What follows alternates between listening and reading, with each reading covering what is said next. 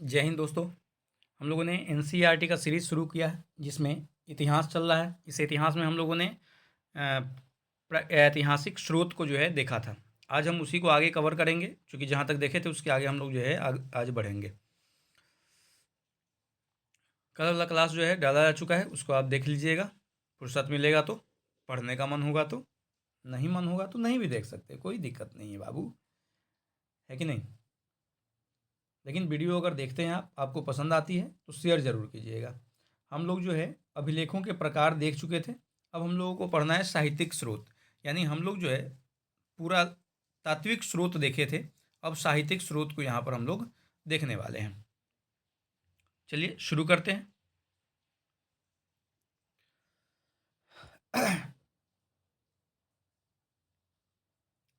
साहित्यिक स्रोत की बात की जाए तो इसमें बोल रहा है कि पांडुलिपियों, अभिलेखों तथा पुरातत्व से ज्ञात जानकारियों के लिए इतिहासकार स्रोत शब्द का प्रयोग करते हैं।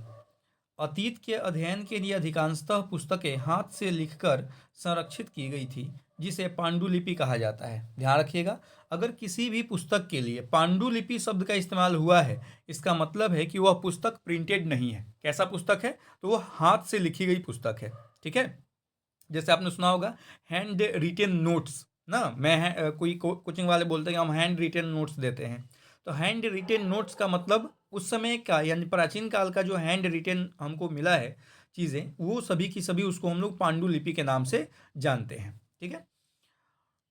भारत में पांडुलिपियाँ भोजपत्रों और ताम्रपत्रों पर लिखी हुई हैं। अगर भारत में पांडुलिपि की बात की जाए कि पांडुलिपि, चूंकि कागज़ तो था नहीं, कहाँ पे लिखा है, कैसे लिखा गया है? तो भोजपत्र। आप लोग बचपन में भोज खाए होंगे। एक आपको जल में उगने वाला पौधा होता है, उसके पत्ते से बनाया जाता है। तो ऐसे भोजपत्रों पर लिखा जाता था, या फिर ताम्रपत्रों पे, यानी कि तांबा का पतला पतला पत्थर होता था, उस पर लिखा गया मिला है।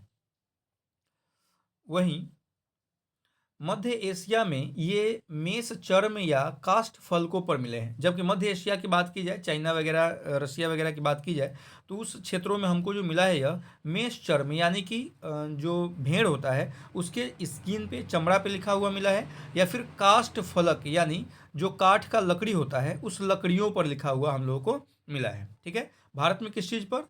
तो भोजपत्र और तामपत्रों पर। जबकि मध्य एशिया में मेष चर्म, भेड़ का चमड़ा और लकड़ी पर लिखा हुआ हम लोगों को मिला है। अधिकांश धार्मिक ग्रंथ विषयों पर हैं। अधिकांश प्राचीन ग्रंथ धार्मिक विषयों पर हैं। हिंदुओं के धार्मिक साहित्य में वेद, रामायण, महाभारत, पुराण आदि सम्मिलित है। यानी कि हमको जो प्राचीन ग्रंथ मिले हैं वो उसमें मैक्सिमम जो ग्रंथ है वो धार्मिक ग्रंथ है। ठीक है। कैसे धार्मिक? तो हिंदुओं से संबंधित धार्मिक। सिंपल सी बात है कि भारत में आपको जो है ईसाइयों का आगमन काफ़ी देर बाद होता है, 1500-1600 ईस्वी के दौर में होता है। जबकि इस्लाम जो है वह आपको कब आती है? तो लगभग जो है 1000 ईस्वी के आसपास में इस्लाम की एंट्री होती है। उसके पहले भारत में पूर्ण रूप से हिंदू लोग रहा करते थे। तो सिंपल सी बात है कि उस समय की जो पुस्तकें होंगी वो भी हिंदू से रिलेटेड होंगी। संपूर्ण भारत में संस्कृत की पुरानी पांडुलिपियां प्राप्त हुई हैं, परंतु इनमें से अधिकांश दक्षिण भारत, कश्मीर तथा नेपाल से मिली हैं।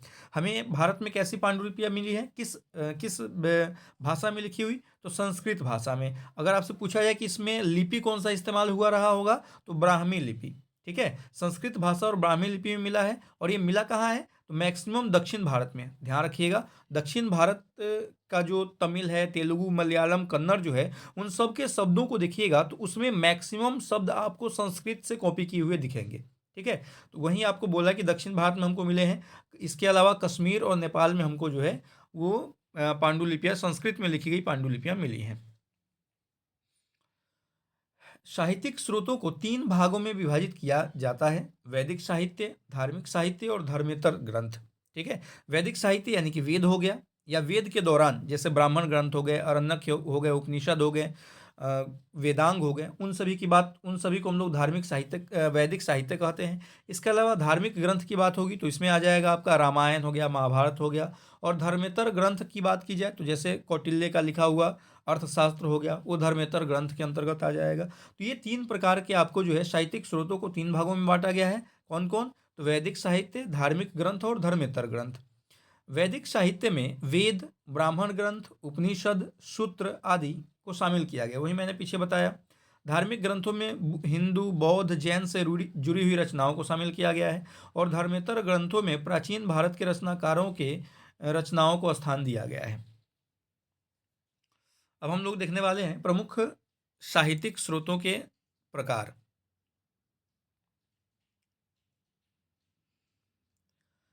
वैदिक साहित्य। वैदिक साहित्य में वेद सबसे महत्वपूर्ण है। ऋग्वेद की रचना 1500 से 1000 ईस्वी पूर्व के लगभग मानी जाती है।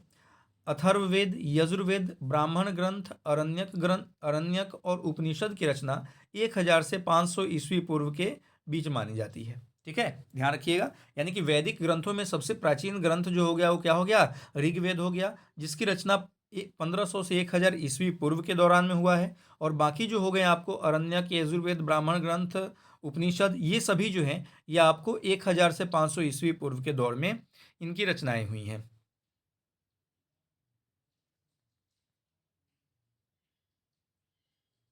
ठीक है, चलिए।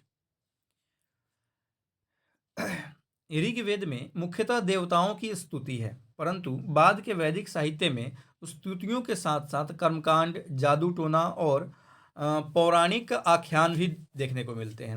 यानी ऋग्वेद जो है मूल रूप से देवताओं को समर्पित है, जबकि बाकी जो वैदिक साहित्य हैं उन सभी में हमको कर्मकांड यानी कि पूजा के दौरान क्या क्या किया जा सकता है, जादू टोना यानी हमारे जो लौकिक और अलौकिक जीवन से संबंधित जो बातें हैं उनकी जानकारी हमको ऋग्वेद को छोड़ करके बाकी ग्रंथों से प्राप्त होती है। वैदिक मूल ग्रंथ का अर्थ समझने के लिए वेदांगों अर्थात वेद के अंगभूत शास्त्रों का अध्ययन आवश्यक है। यानी अगर आप वेद को अच्छी तरह से समझना चाहते हैं, वेद के शब्दों को सही सही समझना चाहते हैं, तो आपको वैदिक ग्रंथों की जानकारी, वेदांगों की जानकारी का होना काफ़ी जरूरी है। ठीक है, अगर वेदांगों की जानकारी आपके पास नहीं है तो आप जो है वैदिक ग्रंथों के शब्दों को सही तरीके से नहीं समझ सकते हैं।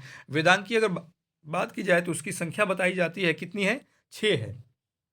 कौन कौन? शिक्षा यानी कि उच्च विधि कहते हैं इसको, कल्प यानी कर्मकांड, व्याकरण, निरुक्त यानी भाषा विज्ञान, छंद और ज्योतिष, ये 6 वेदांग हैं। इनमें से प्रत्येक शास्त्र के चतुर्दिक प्रचुर साहित्य विकसित हुए हैं। यानी कि ये सभी जो है एकदम साहित्य के रूप में हैं, जो हमको वेदों को समझाने में मदद करते हैं। इस साहित्य गद में नियम के रूप में इस साहित्य गद में नियम के रूप में लिया गया है। संक्षिप्त होने के कारण ये नियम सूत्र कहलाते हैं। अब चूंकि इसमें ज़्यादा विस्तृत नियम नहीं है, संक्षिप्त में है, इसलिए इनको हम लोग वेदांगों को क्या कहते हैं? सूत्र साहित्य भी कहते हैं। ध्यान रखिएगा, अगर वेदांग के लिए सूत्र साहित्य शब्द का इस्तेमाल हो तो कंफ्यूज नहीं होना है। अगला है राजाओं के द्वारा और 3 उच्च वर्णों के धनाढ्य पुरुषों द्वारा अनुष्ठेय सार्वजनिक यज्ञों के विधि विधान स्रोत सूत्र में वर्णित है। 3 धनाढ्य यहाँ पे हो गया, ब्राह्मण, क्षत्रिय और वैश्य। शूद्र को इसमें शामिल नहीं किया गया है। ठीक है, तो उन्हीं को बोला जाता है 3 धनाढ्य पुरुषों द्वारा अनुष्ठेय सार्वजनिक जो यज्ञ वगैरह किया जाता है उसके विधि विधान हमको कहाँ से प्राप्त होते हैं? तो ध्यान रखिएगा, स्रोत सूत्र से प्राप्त होते हैं। ये धार्मिक ग्रंथ है स्रोत सूत्र, यहाँ से हमको जो है विधि विधान, सार्वजनिक यज्ञों की विधि विधान की जानकारी मिलती है।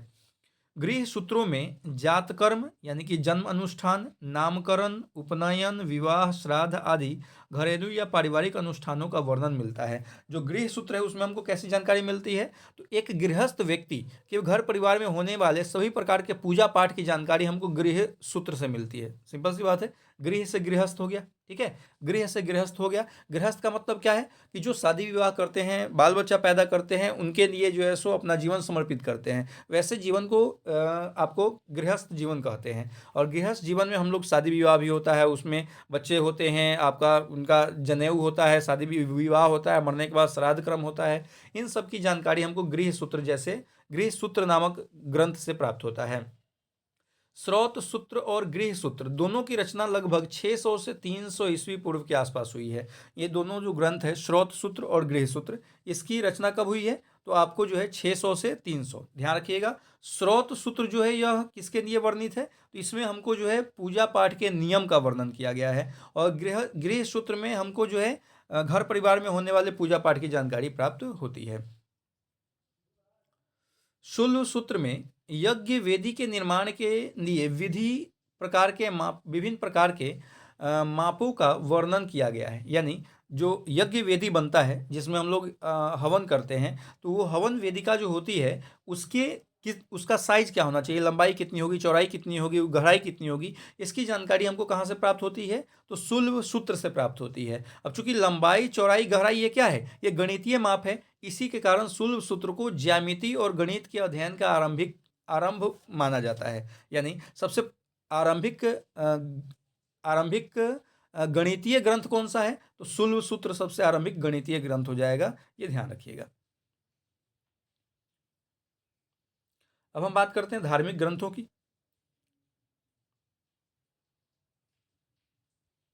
तो धार्मिक ग्रंथ महाभारत, रामायण और प्रमुख पुराणों का अंतिम रूप से संकलन 400 ईस्वी के आसपास प्रतीत होता है।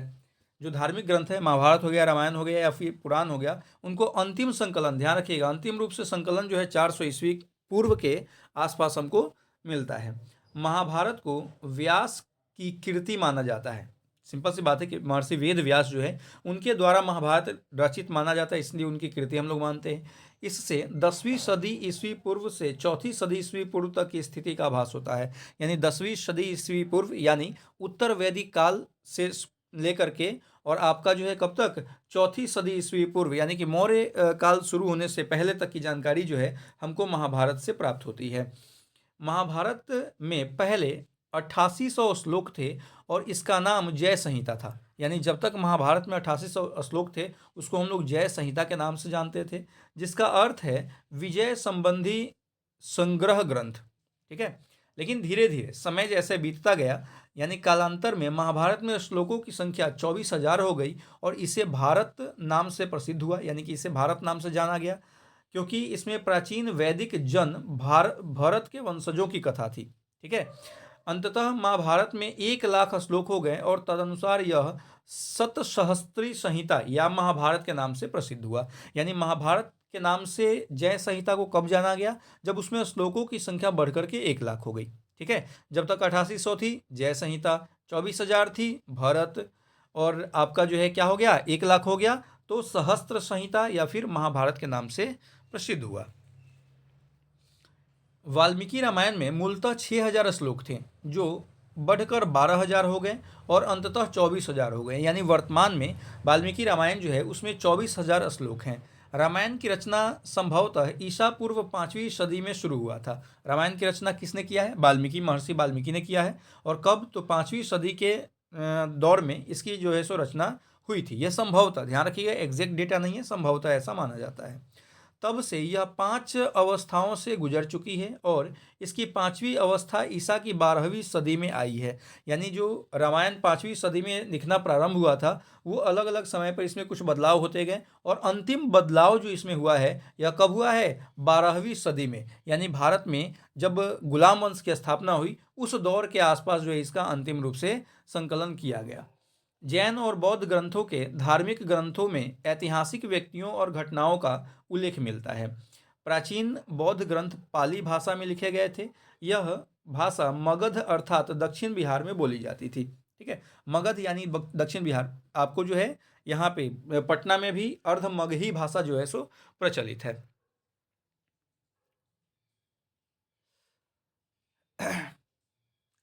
बौद्ध ग्रंथों को अंततः ईसा पूर्व 2री सदी में श्रीलंका में संकलित किया गया था।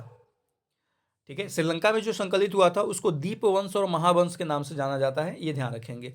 बौद्ध धर्म से संबंधित धार्मिकेतर ग्रंथों में महात्मा बुद्ध के पूर्व जन्मों की कथाएं वर्णित है। यानी बौद्ध धर्म का जो धर्म से अलग हटके पुस्तक है उसमें क्या पता चलता है, तो उसमें महात्मा बुद्ध के अलग अलग जो है सो पूर्व जन्मों के बारे में जानकारी मिलती है। हालांकि महात्मा बुद्ध जो है वह स्वयं पूर्व जन्म में विश्वास नहीं रखते थे, लेकिन उनके जो अनुयायी है खास करके महायान संप्रदाय, यह महात्मा बुद्ध के पूर्व जन्मों को मानता है। और ऐसा माना जाता है कि महात्मा बुद्ध जो है उन्होंने बुद्ध से पहले, महात्मा बुद्ध बनने से पहले लगभग 550 से अधिक पूर्व जन्मों से गुजरे थे।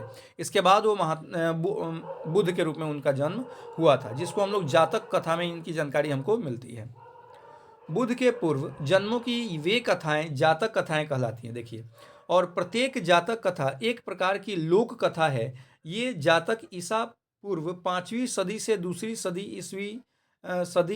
ईसवी सन तक की सामाजिक और आर्थिक स्थिति का आर्थिक स्थिति पर प्रकाश डालती है। यानी जो महात्मा बुद्ध की ये जातक कथाएं हैं, इससे हमको भारत के किस समय की जानकारी मिलती है, तो 5वीं से लेकर के दूसरी शताब्दी ईस्वी पूर्व के बीच की जानकारी हमको प्राप्त होती है। जैन ग्रंथों की रचना प्राकृत भाषा में हुई है। ध्यान रखिएगा, बौद्ध ग्रंथ हमको किस भाषा में मिलते हैं, तो पाली भाषा में, और जैन ग्रंथ प्राकृत भाषा में। ईसा की 6ठी सदी से गुजरात के बल्लभ नगर में इन्हें अंतिम रूप से संकलित किया गया। 6ठी शताब्दी में आपको गुजरात के बल्लभ नगर में अंतिम रूप से जैन ग्रंथों को संकलित किया गया। जैन ग्रंथों से महावीर कालीन बिहार और पूर्वी उत्तर प्रदेश के राजनीतिक इतिहास के पुनर्निर्माण के बारे में हमको जानकारी प्राप्त होती है।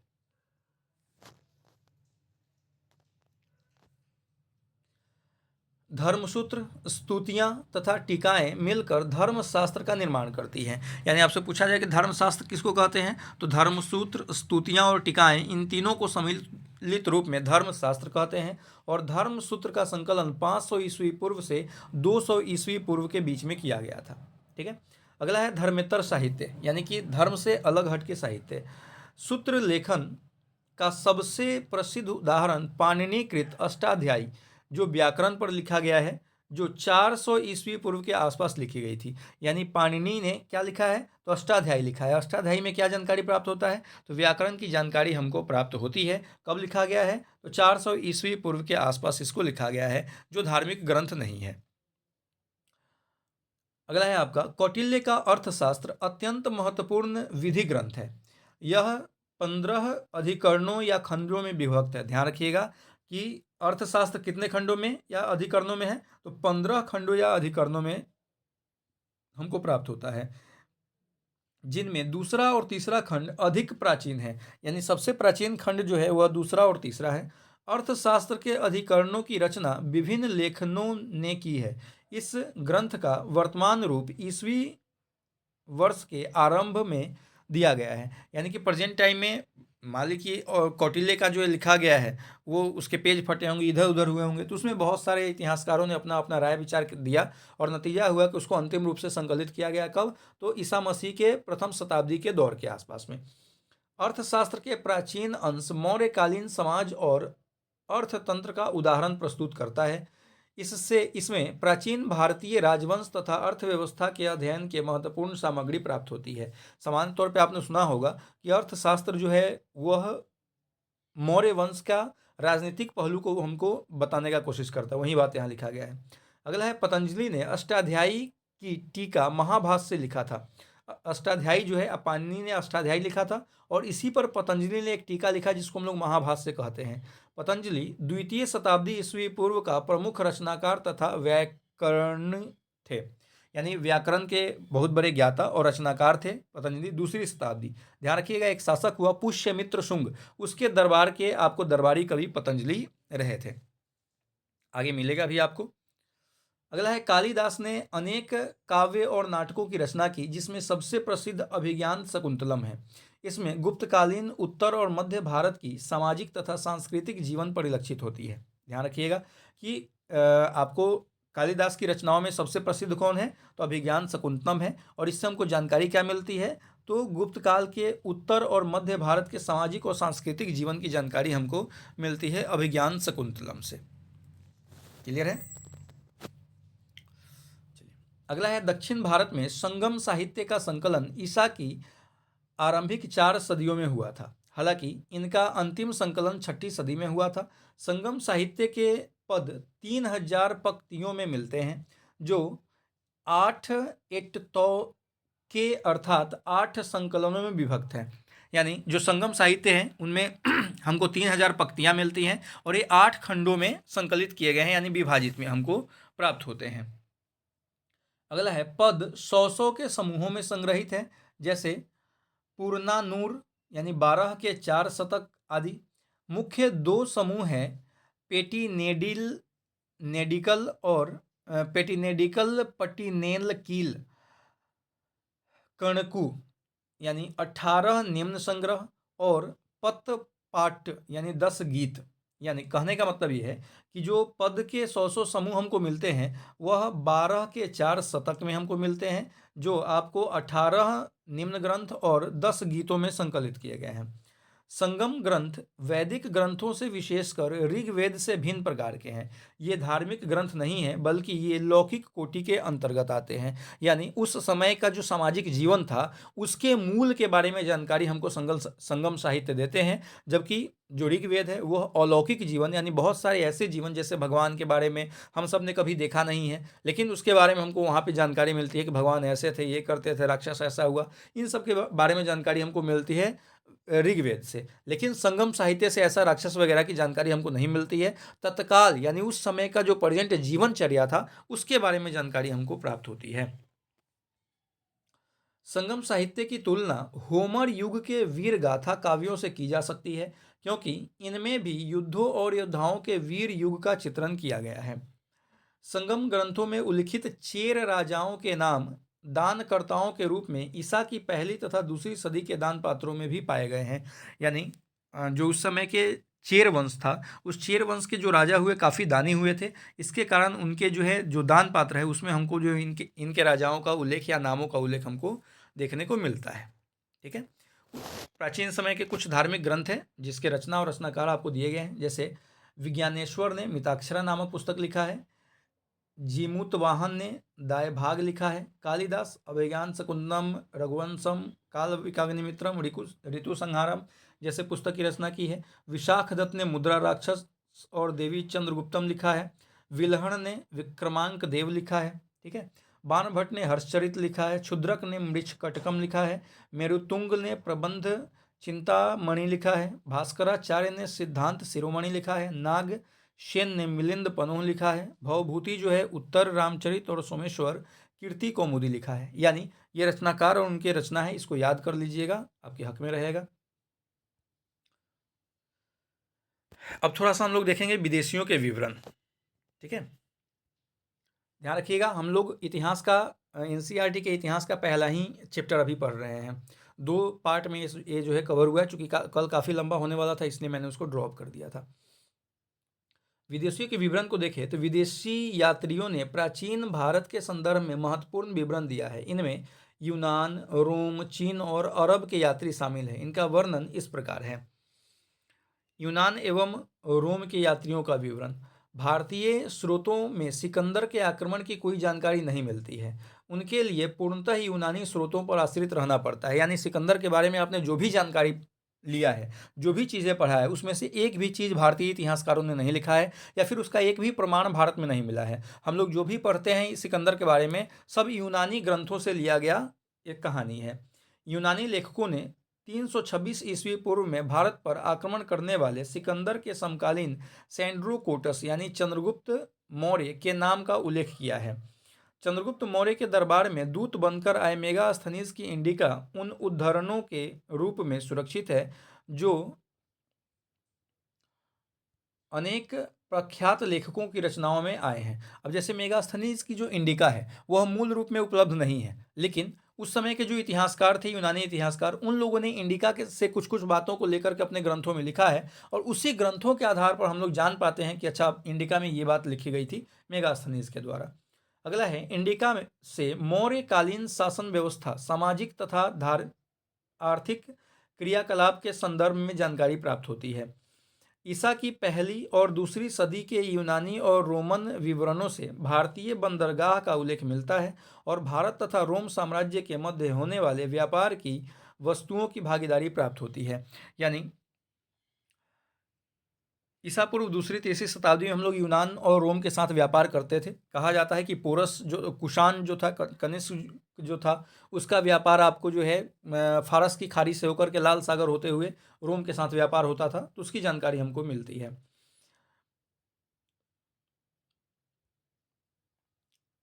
ईसा की पहली और दूसरी सदियों की यूनानी और रोमन विवरणों से भारतीय बंदरगाहों का उल्लेख मिलता है और भारत तथा रोमन साम्राज्य के मध्य होने वाले व्यापार की वस्तुओं की भी जानकारी प्राप्त होती है।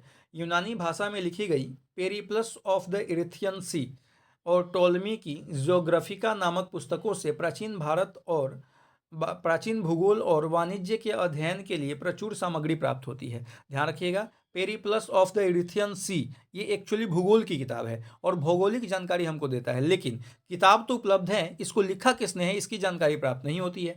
उसी प्रकार से कि यूनानी लेखक हैं टॉलमी, इन्होंने एक किताब लिखा है ज्योग्राफिका, उससे वह भी भूगोल की किताब है। इससे भी हमको उस समय का जो भौगोलिक परिदृश्य है वो हमको जानकारी प्राप्त चलता है।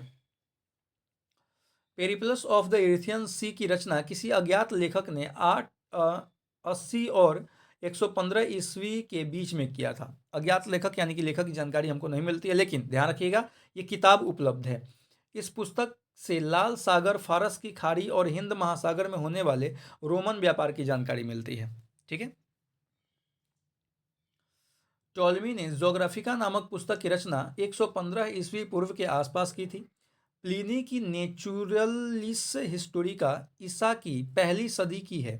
यह लैटिन भाषा की है और इससे हमें भारत तथा इटली के मध्य होने वाले व्यापार की जानकारी मिलती है। ध्यान रखिएगा, टॉलमी की ज्योग्राफिका कब लिखी गई है? 150 ईस्वी पूर्व के आसपास में आपको जो है टॉलमी की ज्योग्राफिका लिखी गई है। और प्लिनी की नेचुरल हिस्टोरिका, प्लिनी जो है ये लेखक है और इनकी पुस्तक का नाम है नेचुरल हिस्टोरिका, ये ध्यान रखिएगा। और कब लिखी गई है? तो प्रथम शताब्दी में लिखी गई है। इस पुस्तक से हमको क्या पता चलता है? तो भारत और इटली के मध्य होने वाले व्यापार की जानकारी हमको मिलती है। इसी में अगर हम देखें चीनियों के विवरण, तो चीन से आने वाले यात्रियों ने बौद्ध विहारों तथा स्थलों का भ्रमण करते हुए महत्वपूर्ण विषयों पर चर्चा किया है। बेसिकली अगर देखा जाए तो जब अशोक के द्वारा आपको मध्य एशिया के क्षेत्रों में बौद्ध धर्म का प्रचार प्रसार बढ़ा, तो उसके बाद के दौर में आपको जो कुषाणों का दौर आया उस समय, या फिर गुप्त वंश के समय में आपको यूनानी जो लोग थे वो भारत में बौद्ध धर्म के बारे में एक्चुअल जानकारी लेने और नालंदा विश्वविद्यालय में पढ़ने के लिए आना शुरू किए। नतीजा ये हुआ कि उन्होंने यहाँ के बारे में बहुत सारी पुस्तकें, किताबें लिखी हैं। जैसे फाहियान हो गया, आपका जो है सो वेनसांग हो गया, इन लोगों ने कुछ पुस्तकें लिखी हैं। फाहियान 399 से 414 ईस्वी तक पहली चीनी यात्री था जो चंद्रगुप्त द्वितीय यानी गुप्त शासक के काल में भारत आया था। फाहियान ने अपनी रचना फूको की में तत्काल भारतीय समाज, धर्म तथा आर्थिक स्थिति का विवरण दिया है। इसने पाटलिपुत्रा की यात्रा की तथा मौर्य शासक के राज दरबार के अवशेष की चर्चा की। आपको पता ही है कि चंद्रगुप्त मौर्य जो था उसका एक भवन था, लकड़ी का बना हुआ भवन, जो आपको कुम्हरार, पटना में पड़ता है कुम्हरार क्षेत्र, यहाँ पे आपको लकड़ी का भवन मिला है। और उसकी जानकारी हमको पहली बार कहाँ मिलती है? तो फाहियान द्वारा लिखे गई फूको की नामक पुस्तक से हमको इसकी जानकारी मिलती है। वेनसांग जो था ये 629 से 645 तक भारत में रहा था और हर्षवर्धन के शासनकाल में यह भारत आया था। इसकी रचना सीयू की में तत्कालीन समाज का श्रेष्ठ विवरण मिलता है। इसे यात्रियों का राजकुमार कहा जाता है। इसने भारत को इंटू अर्थात चंद्रमा का देश कहा है। ध्यान रखिएगा, भारत को चंद्रमा का देश किसने कहा है? तो वेनसांग ने भारत को चंद्रमा का देश कहा है। इत्सिंग जो था ये 670 से 695 ईस्वी के दौर में भारत में रहा था और अपनी भारत की यात्रा के दौरान अनेक महत्वपूर्ण घटनाओं का विवरण इसने दिया है। इसके सामाजिक तथा धार्मिक विवरण अधिक प्रभावशाली यानी कि अधिक महत्वपूर्ण है हमें इतिहास जानने में। अब हम बात करते हैं अरब यात्रियों की। अरब व्यापारियों तथा लेखकों जिन्होंने भारत की यात्रा की के विवरणों से पूर्व मध्यकाल के भारतीय समाज तथा संस्कृति के बारे में जानकारी मिलती है। अल-बरूनी तथा इब्न बतूता प्रमुख अरब विद्वान थे जिन्होंने भारत की यात्रा कर विशिष्ट विवरणों की रचना के रूप में स्थान दिया है। अल-बरूनी ने किताबुल हिंद के माध्यम से भारत के समाज, संस्कृति तथा रहन सहन का विशद विवरण किया है। यह 11वीं शताब्दी के आरंभिक दशकों में भारत आया था। चलिए आप कमेंट करके बताइए कि अल-बरूनी किसके साथ भारत आया था। अगर आधुनिक इतिहास लेखन की बात करें तो ब्रिटिश ईस्ट इंडिया कंपनी के द्वारा 1776 ईस्वी में सबसे पहले मनुस्मृति का अंग्रेजी अनुवाद ए कोड ऑफ जेंटुलॉज के नाम से किया गया था। ध्यान रखिएगा, सबसे पहला अंग्रेजी अनुवाद किसी पुस्तक का हुआ है तो कौन सी पुस्तक है? मनुस्मृति है। कब हुआ था? 1776 में हुआ था। किस नाम से हुआ था? तो ए कोड ऑफ जेंटुलॉज नाम से किया गया था। 1784 ईस्वी में बंगाल यानी कलकत्ता में एशियाटिक सोसाइटी ऑफ बंगाल की स्थापना हुई। इसकी स्थापना सर विलियम जोन्स ने की थी। उन्होंने 1789 ईस्वी में अभिज्ञान शकुंतलम का अंग्रेजी में अनुवाद किया था। अभिज्ञान शकुंतलम वही कालिदास की पुस्तक का अंग्रेजी में अनुवाद आपको किसने किया था? तो विलियम जोन्स ने। कब किया था? 1789 में किया था। 1785 में विल्किंस ने हिंदुओं के प्रसिद्ध धार्मिक ग्रंथ भागवत गीता का अंग्रेजी में अनुवाद किया था। विलियम जोन्स ने यह प्रतिपादित किया कि मूलतः यूरोपीय भाषाएं संस्कृत और ईरानी भाषाओं से बहुत मिलती जुलती हैं। यानी कि जो यूरोप की भाषा है वह किससे मिलती है? तो वह आपको जो है संस्कृत और ईरानी भाषाओं से मिलती है। और यह किसने कहा था? तो विलियम जोन्स ने सबसे पहले कहा था। ये बात ध्यान रखेंगे आप। भारतीय विद्या के अध्ययन को सबसे अधिक जर्मन के फ्रेडरिक मैक्स मूलर ने बढ़ावा दिया। इनका अधिकांश जीवन इंग्लैंड में व्यतीत हुआ था। ध्यान रखिएगा कि भारतीय विद्या को अंग्रेजी में या जर्मनी में किसने सबसे ज़्यादा बढ़ावा दिया? तो फ्रेडरिक मैक्स मूलर ने बढ़ावा दिया था। मैक्स मूलर के संपादकत्व में विशाल संख्या में प्राचीन धर्म ग्रंथों का अनुवाद किया गया। ये अनुवाद sacred book of the east series में कुल मिलाकर 5 खंडों में प्रकाशित हुआ था। यानी मैक्स मूलर जो है वो भाई साहब ने भारतीय प्राचीन धार्मिक ग्रंथों को 5 भागों में विभाजित किया था। 5 भागों में जो है सो प्रकाशित किया था। ये ध्यान रखना आपको। विसेंट ऑर्थर स्मिथ ने 1904 में अर्ली हिस्ट्री ऑफ इंडिया नामक पुस्तक लिखी थी। ध्यान रखिएगा, अर्ली हिस्ट्री ऑफ इंडिया नामक पुस्तक किसने लिखा है? तो विंसेंट ऑर्थर स्मिथ ने लिखा है। यह प्राचीन भारत का पहला सुव्यवस्थित इतिहास है। आरजी भंडारकर ने सातवाहनों के दक्कन के इतिहास का और वैष्णव एवं अन्य संप्रदायों के इतिहास का पुनर्निर्माण किया है। समाज सुधारक पांडुरंगा वामन काणे ने हिस्ट्री ऑफ धर्मशास्त्र नामक पुस्तक लिखी, जिसे सामाजिक नियमों और आचारों का विश्वकोश माना जाता है। ध्यान रखिएगा, देखिए कुछ किताब का नाम है, उसके लेखक है। ये दोनों बात आपको ध्यान रखना है, किताब का नाम और उस लेखक का नाम याद रखना है। राजेंद्र लाल मित्र ने अनेक महत्वपूर्ण मूल वैदिक ग्रंथों को प्रकाशित किया तथा इंडो आर्यन पुस्तक की रचना की। इस पुस्तक में उन्होंने प्राचीन भारतीय समाज को तर्कनिष्ठ दृष्टि से देखा। पूरा लेखविद रामकृष्ण गोपाल भंडारकर ने अशोक तथा प्राचीन भारत की राजनीतिक संस्थाओं पर पुस्तकें प्रकाशित की।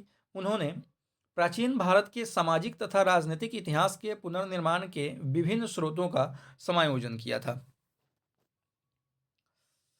आरसी मजुमदार जो हैं, इन्होंने history of culture of India people में हिंदू पुनर्जागरण का विवरण प्रस्तुत किया था। इतिहासविद नीलकंठ शास्त्री ने हिस्ट्री ऑफ साउथ इंडिया लिखकर दक्षिण भारत इतिहास को उजागर किया था। ध्यान रखिएगा, मैंने बार बार बोला कि ये इतिहासकार और उनके द्वारा लिखी गई पुस्तक है, इसको याद रखना है। ये सभी वही बातें हैं, इतिहासकार और उनके द्वारा लिखी गई पुस्तक है। मैं इसको बढ़ा देता हूँ, आप जो है सो देख लेंगे, आपको लिखना होगा तो देख करके लिख लीजिएगा। अब सवाल ये उठता है कि प्राचीन इतिहास जो हम लोग पढ़ रहे हैं इसका महत्व क्या है? तो भारत अनेकानेक मानव प्रजातियों एवं संगम स्थल रहा है। प्राचीन भारत में प्राक आर्य, इंडो आर्यंस, यूनानी, शक, हूण और तुर्क आदि अनेक प्रजातियों ने भारत को अपना आवास बनाया। प्राचीन भारतीय इतिहास में पाली और संस्कृत के बहुत से शब्द जो गंगा के मैदान में विकसित भावनाओं और संस्थाओं के घोतक हैं, वे लगभग 300 ईस्वी पूर्व से 600 ईस्वी के संगम काल से प्रसिद्ध प्राचीनतम तमिल ग्रंथों में मिलते हैं, देखने को मिलते हैं। भाषा वैज्ञानिक के अनुसार हिंद आर्य भाषाओं में प्रचलित फाहा, नौका, खंती आदि शब्द मुंडा भाषाओं से लिया गया है। ठीक है, ध्यान रखिएगा, फाहा, नौका, खंती ये सब मुंडा भाषा से लिया गया है। संपूर्ण देश को भरत नामक एक प्राचीन वंश के नाम पर भारत वंश अर्थात भारतों का देश नाम दिया गया है। इसके निवासियों को भरत संतति कहा गया, यानी कि भरत के संतान के रूप में संबोधित किया गया है।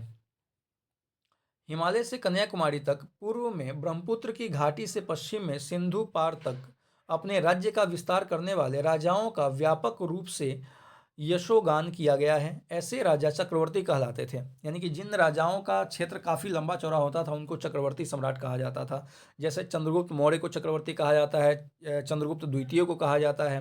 ठीक है, विदेशी सर्वप्रथम सिंधु तटवासियों के संपर्क में आए और इसलिए उन्होंने पूरे देश को ही सिंधु यानी इंडस नाम दे दिया। ठीक है, ध्यान रखिएगा, विदेशी विदेशी सबसे पहले सिंधुवासी के संबंध में आए और इन्होंने ही इंडस नाम दिया और इंडस से ही इंडिया नाम जो है भारत का पड़ा है।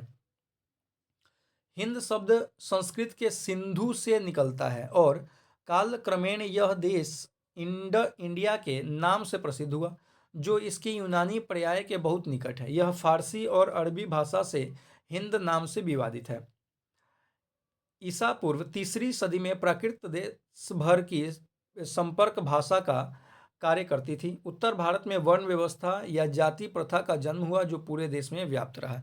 यानी कि जैसे जैसे भारत में विदेशी आते गए वैसे वैसे भारत का कल्चर चेंज होता गया। और आज आप देखिए पूरे भारत में आप घूमिएगा तो समझिए कि आप पूरे विश्व में घूम लिए। इस तरह का कल्चर भारत में सभी जगह मिलता है। ठीक है, चलिए आपका ये पहला चैप्टर खत्म हुआ, कंप्लीट हुआ। कल हम लोग नए चैप्टर के साथ मिलेंगे। तब तक आप स्वस्थ रहें, मस्त रहें, पढ़ाई में व्यस्त रहें। वीडियो पसंद आए तो शेयर जरूर कीजिएगा और चैनल को सब्सक्राइब कर लीजिएगा। Thank you.